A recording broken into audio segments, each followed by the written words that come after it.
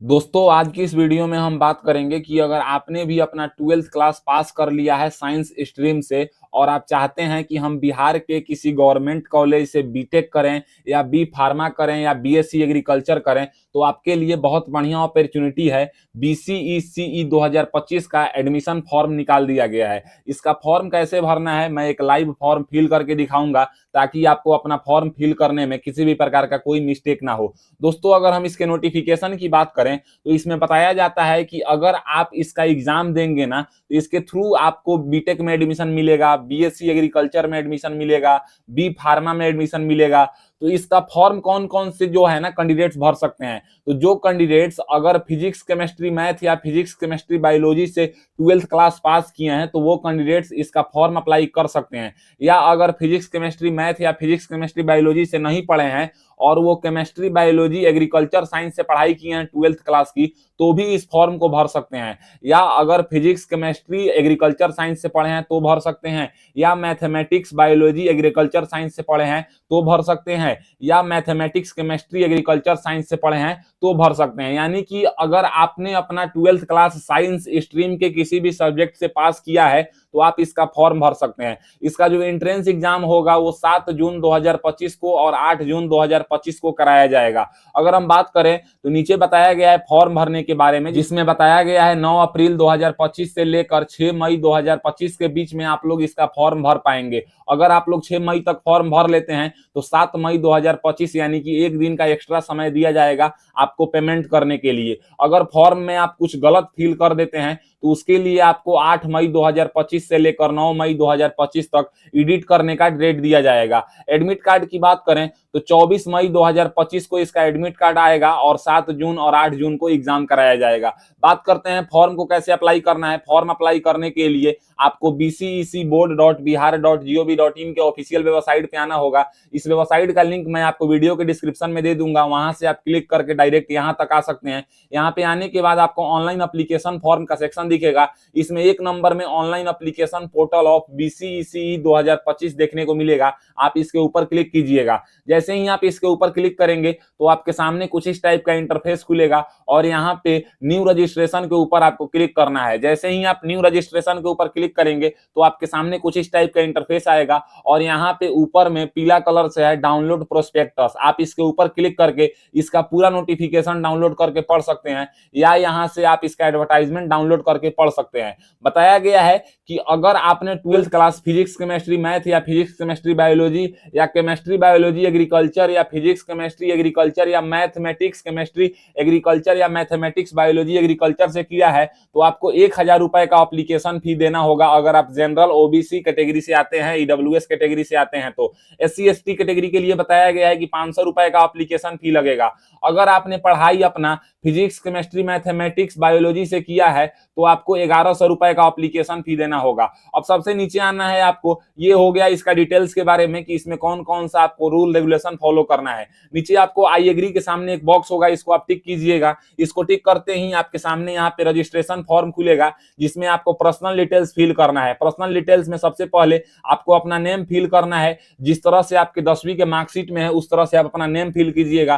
फिर यहाँ पे कंफर्म नेम आपको फिल करना है। उसके नीचे आपको अपने पिताजी का नाम फिल करना है 10th के सर्टिफिकेट के अकॉर्डिंग। फिर यहाँ पे आपको अपनी माँ का नाम फिल करना है 10th के सर्टिफिकेट के अकॉर्डिंग। और उसके बाद यहाँ पे कैंडिडेट डेट ऑफ बर्थ यानी कि आपको अपना जन्म तिथि बताना है, तो यहाँ से आप डेट चूज करेंगे, फिर यहाँ से मंथ चूज करेंगे और यहाँ से ईयर चूज करेंगे। फिर यहाँ पे बोलेगा कंफर्म डेट ऑफ बर्थ यानी कि फिर से आपको अपना डेट ऑफ बर्थ यहाँ पे बताना है। नीचे आपको जेंडर बताना है कि आप मेल हैं कि फीमेल हैं कि ट्रांसजेंडर हैं। तीनों लोग इस फॉर्म को भरने के लिए एलिजिबल हैं तो आप अपना जेंडर बताइएगा। फिर यहाँ पे बोलेगा कंफर्म जेंडर, तो फिर से आपको अपना जेंडर बताना है। उसके बाद यहाँ पे एक आइडेंटिटी टाइप का ऑप्शन है, इसके ऊपर अगर आप क्लिक करेंगे तो यहाँ पे बोलेगा class 10th roll number as printed on admit card, यानी कि जो आपका क्लास 10th का बोर्ड रोल नंबर है उसको आपको यहाँ पे फिल करना है। तो यहाँ पे आप ये वाला ऑप्शन चूज कर लेंगे और क्लास 10th का रोल नंबर आप यहाँ पे फिल कर देंगे। उसके बाद नीचे में आपको कॉन्टेक्ट डिटेल्स बताना है, जिसमें सबसे पहले आपको अपना एक वैलिड मोबाइल नंबर फिल करना है। उसके बाद आपको अपना एक वैलिड ईमेल आईडी फिल करना बनाना है और नीचे यहाँ पे चूज पासवर्ड का ऑप्शन है, तो इसमें आपको पासवर्ड बनाना है।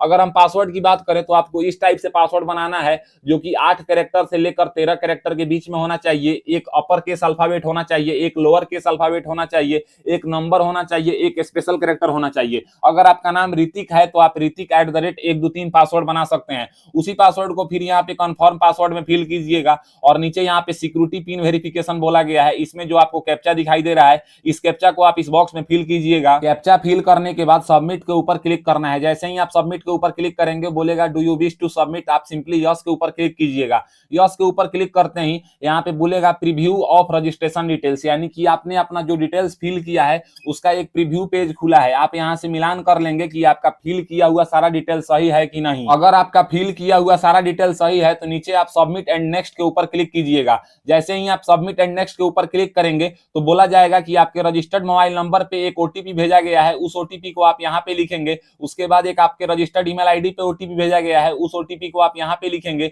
और नीचे जो कैप्चा दिखाई दे रहा है इस कैप्चा को आप इस बॉक्स में लिखेंगे। कैप्चा लिखने के बाद वेरीफाई एंड सबमिट के ऊपर क्लिक कीजिएगा। जैसे ही आप वेरीफाई एंड सबमिट के ऊपर क्लिक करेंगे तो आपके सामने कुछ इस टाइप का इंटरफेस आएगा और बताया जाएगा कि आपका रजिस्ट्रेशन सक्सेसफुली कंप्लीट हो चुका है और नीचे यह बात दिखाया जाएगा कि आपको टोटल कितने स्टेप में फॉर्म अप्लाई करना है। यहाँ पे आपको लेफ्ट साइड में अप्लाई फॉर कोर्स ग्रुप दिख रहा होगा, आप इसके ऊपर क्लिक कीजिएगा। जैसे ही आप इसके ऊपर क्लिक करेंगे तो आपके सामने यहाँ पे बोला जाएगा कि आप किस कोर्स ग्रुप के लिए अप्लाई करना चाहते हैं। तो जैसे इसमें वह डिटेल्स चूज करना है ना जो डिटेल्स आप 12th क्लास में पढ़े हैं, यानी कि उस सब्जेक्ट का नेम चूज करना है जो आप 12th क्लास में पढ़े हैं। पहला का मतलब है फिजिक्स केमिस्ट्री मैथमेटिक्स, अगर आपने यह पढ़ाई किया है तो पहला वाला ऑप्शन चूज करेंगे। कोई फिजिक्स केमिस्ट्री बायोलॉजी पढ़ा है तो दूसरा ऑप्शन चूज करेगा। कोई फिजिक्स केमिस्ट्री मैथमेटिक्स और बायोलॉजी चारों सब्जेक्ट पढ़ा है तो वो तीसरा ऑप्शन चूज करेगा। कोई एग्रीकल्चर साइंस से है तो वो चौथा ऑप्शन चूज करेगा। तो यहाँ पे अपना स्ट्रीम चूज करने के बाद नीचे सेव एंड कंटिन्यू के ऊपर क्लिक कीजिएगा तो बोलेगा do you wish to submit, आप सिंपली ओके के ऊपर क्लिक कीजिएगा। ओके के ऊपर क्लिक करते ही पर्सनल डिटेल्स खुलेगा जिसमें आपका डेट ऑफ बर्थ और जेंडर फिल रहेगा और यहाँ पे आपसे पूछा जाएगा कि क्या आप बिहार के अस्थायी निवासी हैं। अगर हैं तो सिंपली आप इस वाले ऑप्शन में यस कर दीजिएगा।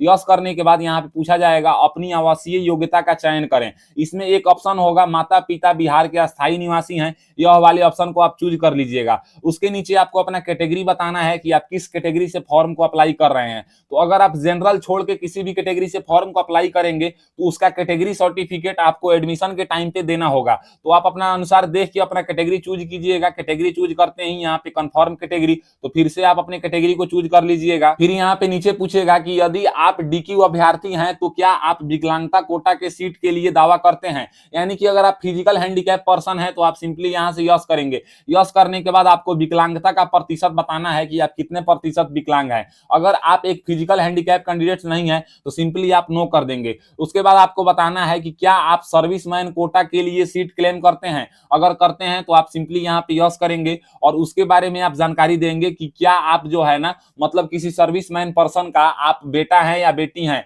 नहीं तो सिंपली आप यहाँ से ये वाले ऑप्शन को भी नो कर देंगे। उसके नीचे आपको बताना है कि क्या आपके घर का टोटल इनकम जो है वो 8 लाख से कम है।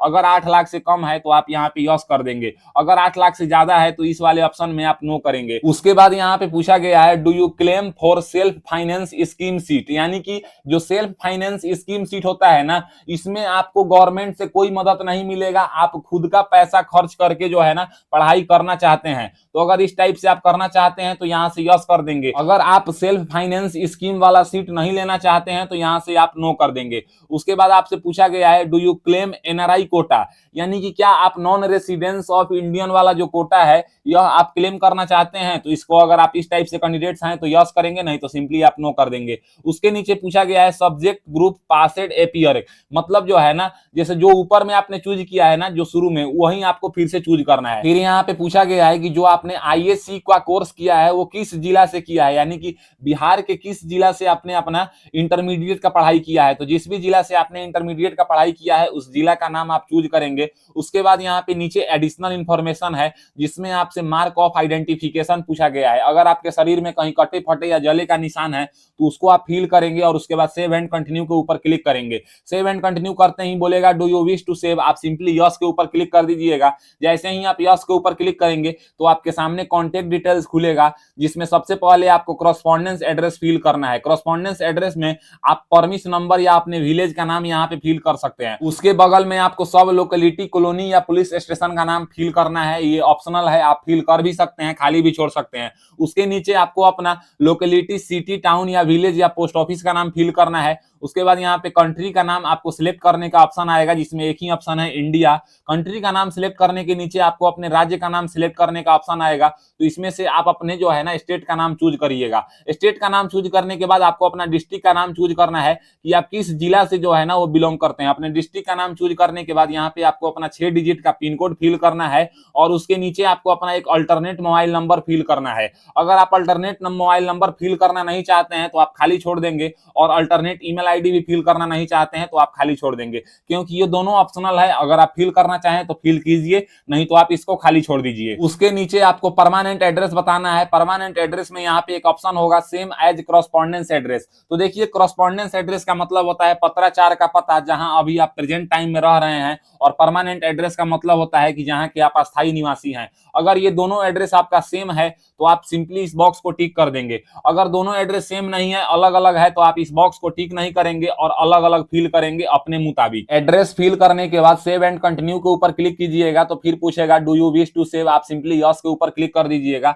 यस के ऊपर क्लिक करते ही आपके सामने एजुकेशनल इंफॉर्मेशन खुलेगा। इसमें आपको सबसे पहले 10th का डिटेल्स बताना है, जिसमें पासिंग स्टेटस पूछा जाएगा। तो इसमें यहाँ पे एक ही ऑप्शन है पासेड, तो ये वाले ऑप्शन को आप चूज कीजिएगा। फिर यहाँ पे पासिंग ईयर पूछेगा कि आपने अपना 10th क्लास किस साल पास किया है, तो ईयर चूज कीजिएगा। उसके बाद यहाँ पे बोर्ड का नाम बताना है कि आप किस बोर्ड से जो है ना अपना 10वीं क्लास कंप्लीट किए हैं। सीबीएसई से किए हैं कि बिहार स्कूल एग्जामिनेशन बोर्ड से किए हैं। जिस बोर्ड से आपने किया है उस बोर्ड का नाम चूज करेंगे। उसके बाद यहाँ पे इंस्टीट्यूट नेम और एड्रेस, यानी कि जिस स्कूल से आपने 10th क्लास का पढ़ाई किया है उस स्कूल का नाम आप यहाँ पे फिल करेंगे। उसके बाद यहाँ पे रिजल्ट मोड बताना है कि आप परसेंटेज में पास किए हैं कि सीजीपीए में। अगर परसेंटेज में किए हैं तो यहाँ पे परसेंटेज चूज करेंगे। तो आपको मैक्सिमम मार्क्स बताना होगा कि कितना नंबर का आपका एग्जाम हुआ है टोटल ओवरऑल सभी सब्जेक्ट को मिलाकर, और आपको कितना नंबर आया है। यह दोनों फिल करते ही परसेंटेज ऑटोमेटिक वो कैलकुलेट करके दिखा देगा यहाँ पे। फिर यहाँ पे नीचे आपको 12th क्लास के बारे में पूछेगा, तो इसमें यहाँ पे पासिंग स्टेटस वाला जो ऑप्शन है,